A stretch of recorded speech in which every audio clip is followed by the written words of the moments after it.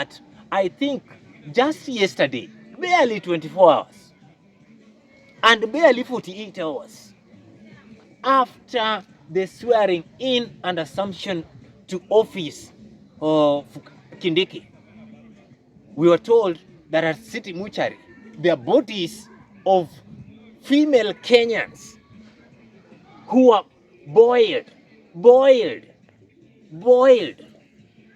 and dashed there. I mean, what is that? We've not had anyone today who is now taking on the docket of internal security. Whom do we blame? Kindiki. Whom do we blame? William Ruto. Two at the helm as we speak. Whom do we blame? Do you want to tell me that it is still son of the mountain, the son of Mau Mau, the truthful man who is behind all this? No. We gave the way. You said, well, you likened Gachagua to a wife in a messy matrimony. And you likened this situation to a matrimonial divorce. So sad indeed that reckless politicians, the small boys and little girls in parliament, were talking about a matrimonial divorce in a matter that is of public interest. A government that can decide to take an entire judiciary to bed. And Koome was there. This is Michael Wongo of the SEF, Conscious Emancipation Forum. Now, I just want to give a foray of political and economic development of Kenya as at the month of November of 2024. I would say that it's a state of anastasis that Kenyans find themselves to. In fact, the most conscious ones like myself, we choose to be on the other side.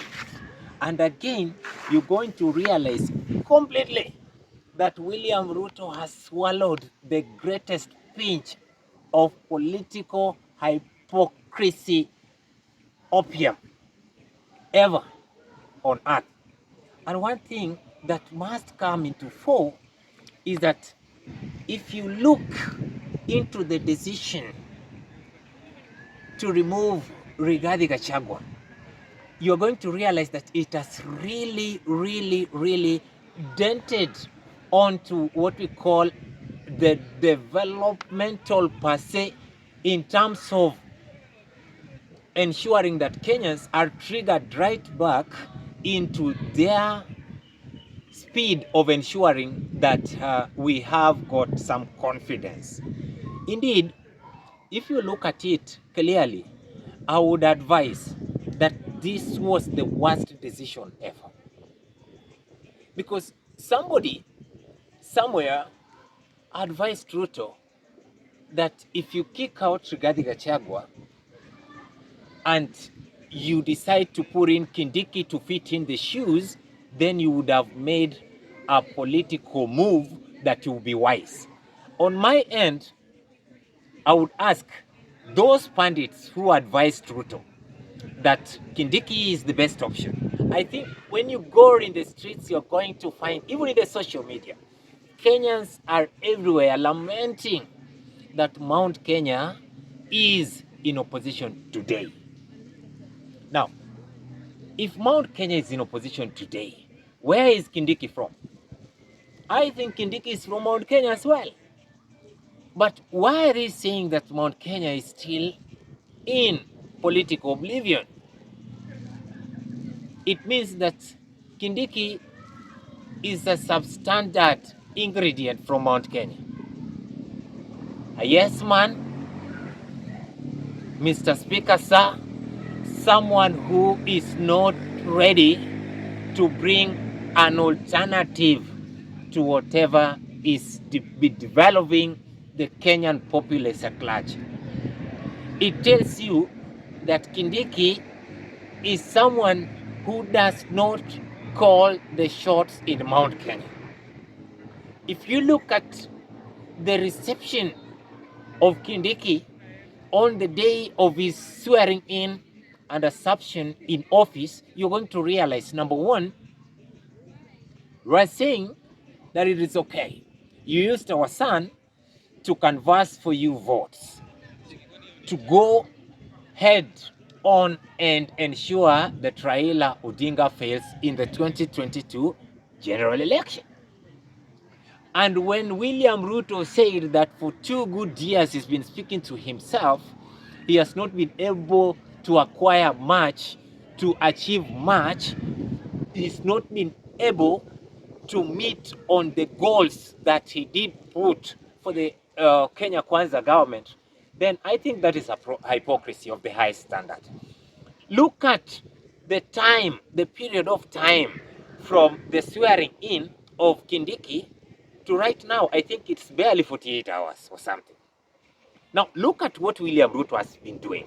Number one, we had William Ruto praising the Treasury CS John Mbadi Ng'ong'o in the State House.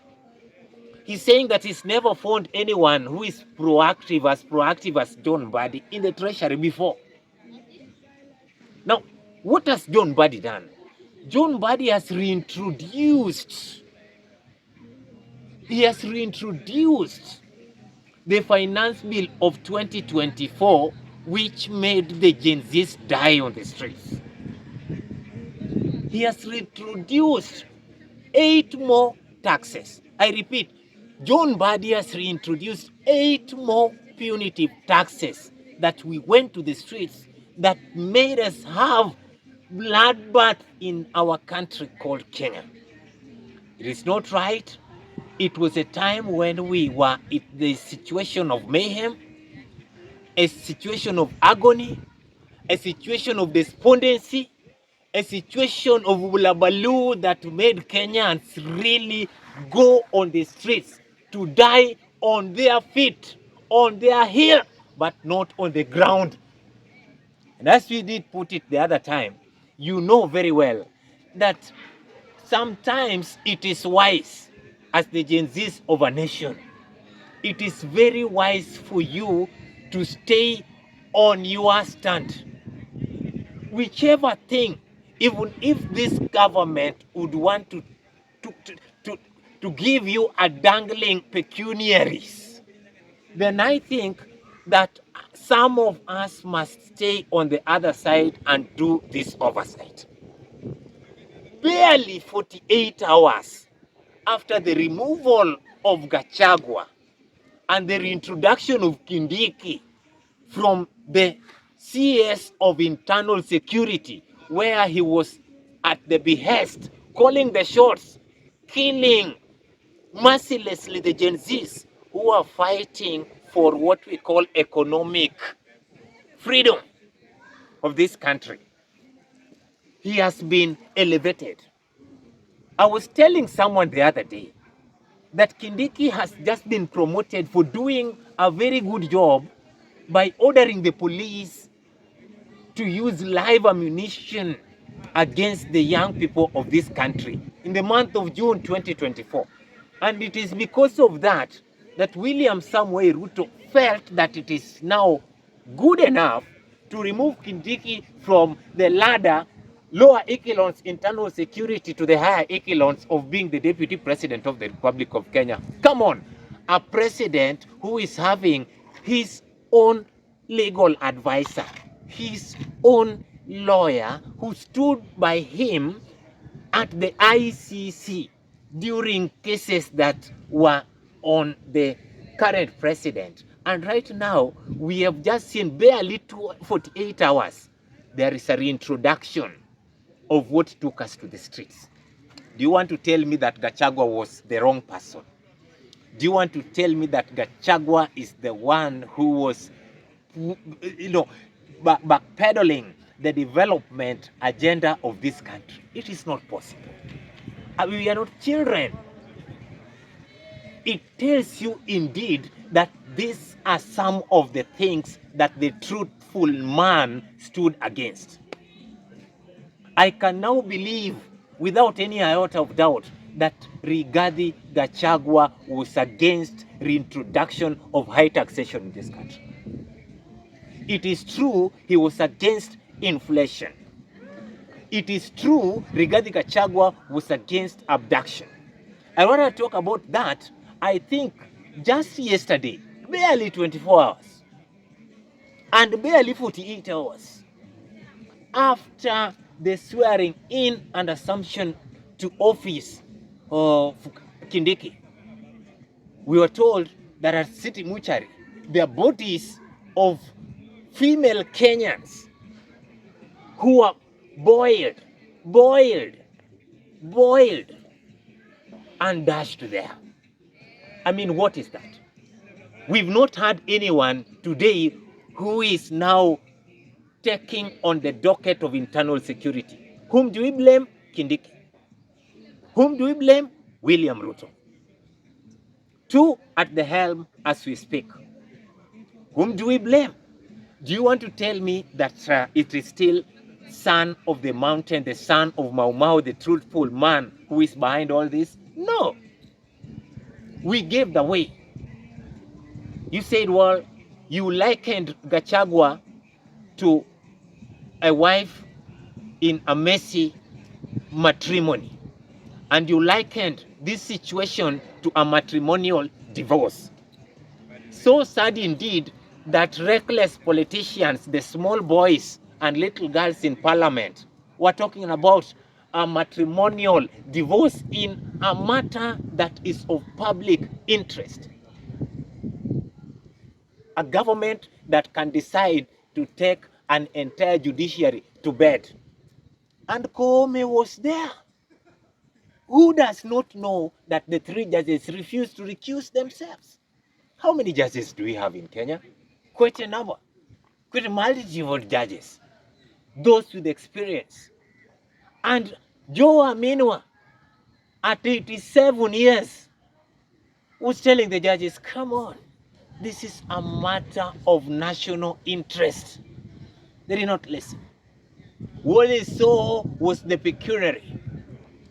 Kenya today is now a benchmark of what we call a kangaroo court in the entire world. Because what we did as a citizen of this country and was stamped to authority by the Chief Justice through the swearing in of Kindiki is what we call the greatest dent of judicial independence. It is a great indictment, and it is not something that can be used as a point of reference in any litigation anywhere. It has never happened in the world. It has never even happened in Haiti. What was done by CJ Koome cannot even be done by the Chief Justice of Haiti, if there is. I think even what Miguna did by swearing Raila Amolo Odinga was even better than what we saw. And I don't think that Miguna could even be that low to be a pedestal to perform what we saw the other time. You know, I was so much shocked because on the same day on the swearing in of Kindiki, we had the swearing in of the president of Botswana, which was done in a very simple way. And in Kenya, this is a country where William Ruto, on his assumption to office, what did he tell us? He carries the Bible, swears as the president of the Republic of Kenya, using over 1 billion for a celebration one day, and right on that podium he's saying that Uhuru Muigai Kenyatta did not leave a single coin in the public coffers. What a hypocrisy. Kenya has got a dearth of foolish people. William Ruto, sometimes when you do these things, remember that some of us, we are aboriginals of Kenya. We are aboriginals of this country. And we cannot be apologists of a punitive system. A system that does not look into the plight of the people. It is not possible. And we are going to work on this. And I urge Mr. regarding Gachagua. Moving on, I think Gachagua should work so hard. There is only one homework for Gachagua. Gachagua should fight this dangling chain on his neck called the 10 years out of office, 10 years out of politics. That is what is taking us to court. We want all these 3 judges, one after the other, to remove all these judges. I think there were 6. Gachagua is going to come out clean. And I'm telling you, moving in 4 to the future, things are going to change. And I'm wondering what William Ruto is going to do, because we saw Maina Njenga the other time. Ndumeri Stadium was full to capacity, full en masse, full with a third, full resoundingly with people chanting anti-Ruto slogans. What did William Ruto do? William Ruto is not wise at all politically. He might be bright in other fields, but he's not wise at all. This is one thing that I can tell you. We had it in 2017 when we had fracas in this country, immediately after election. Raila Amolo Odinga explicitly told the nation and his supporters particularly that he was going to take an oath of being the people's president, the president of the Republic of Kenya. But what did Uhuru Kenyatta do? Uhuru Kenyatta easily ordered the military to get out of Uhuru Park because he did not want to kill the Kenyan civilians. That is what Uhuru Kenyatta did. But what has William Ruto done?